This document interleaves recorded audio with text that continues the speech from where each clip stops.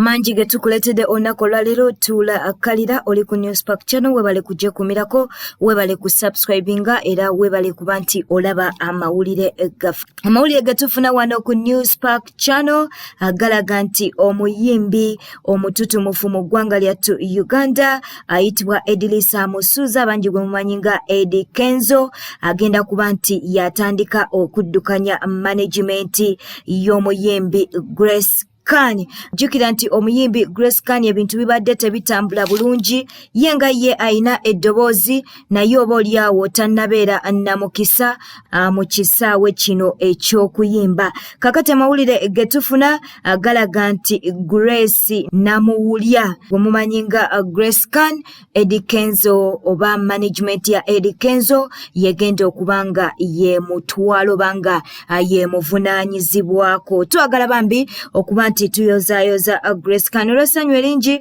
avuddeyo n'ateekayo ku mutimbagano agambye bw'ati Grace Kani, I'm the artist they have always underestimated, sometimes not given a chance to enlight my talent, but trust me, some big artists believe in me.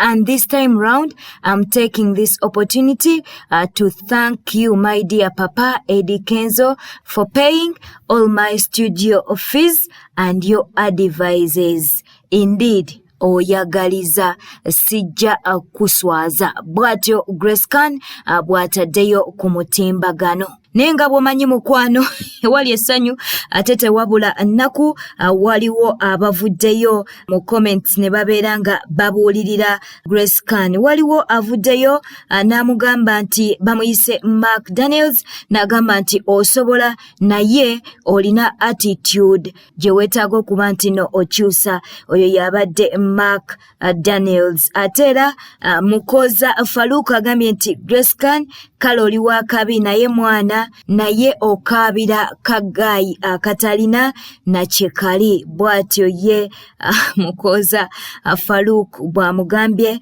agambye nti bamuyise Nalongo Bettina Kigundo agambye you sing very well naye ogwamu nnyo nga ofunye omusajja saga ya kitonsa yakuzza wala nnyo.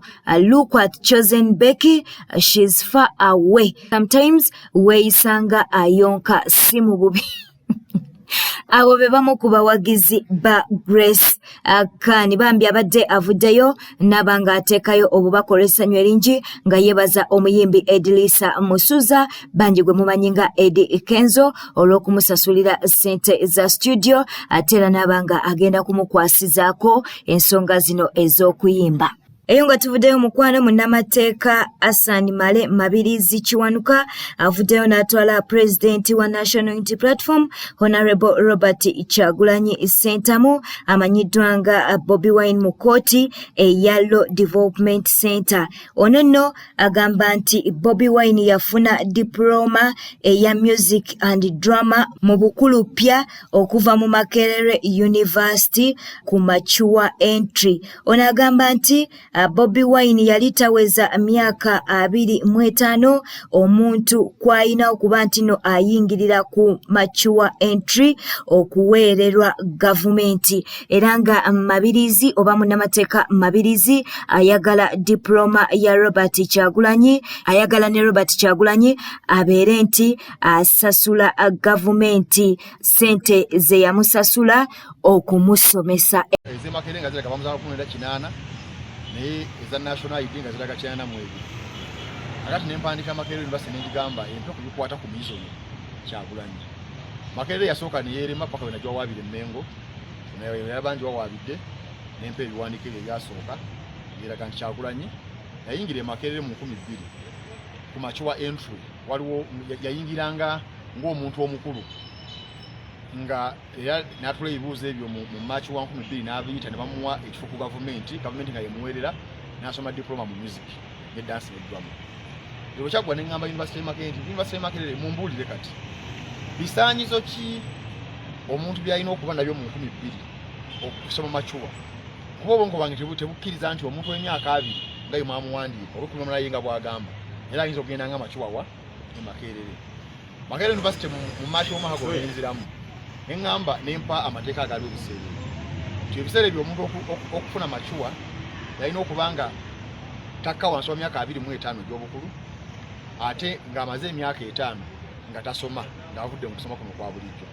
Ebyo byo Kyagulanyi tabirina. Ekisooka empapula ziri makereza gali wa myaka 2 bamuzaala mu 18 ate ye kati zaatamuze ennaku zino zira gali wa myaka 18 n'olwekyo yali tabuza wa myaka 25. Ekyokubiri Kyagulanyi yali akamala okufula ebibuuzo bya senior 6 ekolleses mu 98 December. N'olwekyo yali akamala omwaka gumu ng'akoze eki ng'atudde ebibuuzo nga tatuuka myaka 5 amateeka gamukola ki ebigamba. N'olwekyo nga kyebeka lwatu Kyagulanyi akozesa obulabba balina obukujjukujju n'omukono simanyi ogw'enguzi n'amuteeka Makerere. Akati ekigendererwa kyaffe bulijjo kyakulaba nti rule of law ebeerawo. Omuntu aba yakola fraud ng'eno alina okuba nga abonerezebwa. Aye ne mu ssemateeka waffe omuntu aba akoze wamusingisa omusango gulimu obuyaayi teyeesimbawo okumala emyaka nga 7. Kati Kyagulanyi yazze ng'ayitaayitawo. Tusika tubujuze obweddeyo bwe tuga nti akati saawa eno kavunaanibwe ku kkooti eno ya LDC ye Makerere kuba kiri ebisago yakikolerawa Makerere. Kati ku musago tuleso bali obujuzi bonna weebuli kubanga Makerere University yampandiikira nga bwe kiwandiiko kyonna ekikubbako stamp n'egamba tukikakasizza kituufu. Akati bwe tuwedde kkooti eno sirowooza nti waliwo omulamuzi anaagamba nti obujuzi tebuliiwo kuba sirowooza nti omusago gwetwala ebbanga lino kuba yangu nnyo nti yagenda Makerere n'awa empapula ziizo yaziwayo emyaka 2 egiyise ziizo ziriko sitampu. Okimanyi tokimanyi ye point eyo. Ekyemisango giri emikadde egimu ogiri ku Buganda ne Wakiso ekyagira emisozo ogenda mu maaso ng'ogyeko gavumenti oganda egitutte. Gavumenti ekyalemedde obujulizi obw'enkizo ennyo. Kati ku Buganda Road tumuvunaana okulimba aba passport ne bamuzaala mu 82 nga tewammeka wa 8. Aba passport baagala tuwa form gye yasayininga paka katwababire Mmengo bakyebuzaabuza. Tumuvunaana okulimba parliament. Aba parliament batuma form gye yasayininga nabo tulina b'Emmengo. Wakiso tumuvunaana okugenda okulimba kyaningi officer kati nira naye kyagambye tuwaki form. Akati ekyenjawulo ekironi kutuko twagusonjodde kuba Makerere kimu yakituwadde bwe twagiwawaabira eregera ndi si byangu bwe kimu n'ekituwa ekindeesowa na makyagaaliro. Eno kooti era nga bwe ngigambye ekole ekya bulijjo Kyagulanyi Mutume emwesa mu nze muyite bamubuuze bw'omusana akola ki agumanyi bwagukkiriza kyangu nnyo ekibonezo ekisukka myaka 2 nga bakimuwa fenga tukwandiika nti oyo kooti yakikakasa nti mulabbayi nga tumukaliga emyaka 7.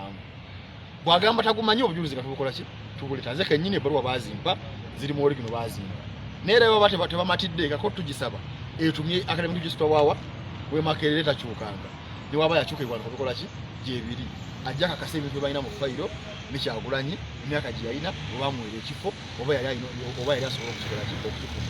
Ebyo binagwe tunagatirako biri ebirala bya Makerere okubagamba diploma y'omugisazeemu kubanga yafunibwa mu ngeri ya lukujjukujju.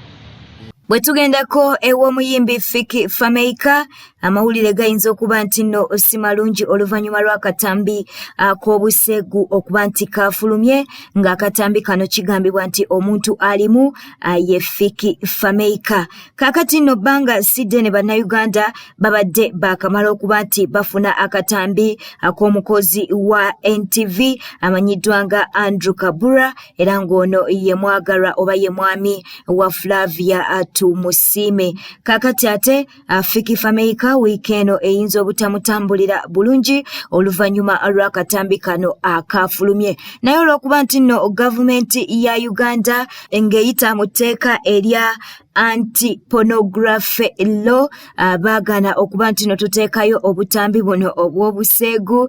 Amazima gali nti akatambi kano tuyinza okuba nti no tetukakuteera ku mutimbagano wano wennyini naye tugenda kugezaako okuba nti no tukulaga ku bifaananyi eby'enjawulo. Mu katambi kano olabanga omuntu alimu nga ye muyimbi Fiki Fameka era ng'okusinziira ne ku Boom Uganda nabo bavuddeyo ne baba nga basobola okusharinga ekifaananyi kino. Osobola okukiraba mukwano manyi nti n'abasinga akatambi kano mwakafunyeko. Ndowooza abantu tugende mu maaso n'okuba nti no twegendereza obutambi buno engeri gye butufulumako. Kankwerekereze mukwano badde mulabi mulungi obadde ku Newspark channel webale kujja kumirako tewerabira okunyiga ka notification bell akadde akubajja kutegeeza buli lwe tunaba tutaddeyo amawulire.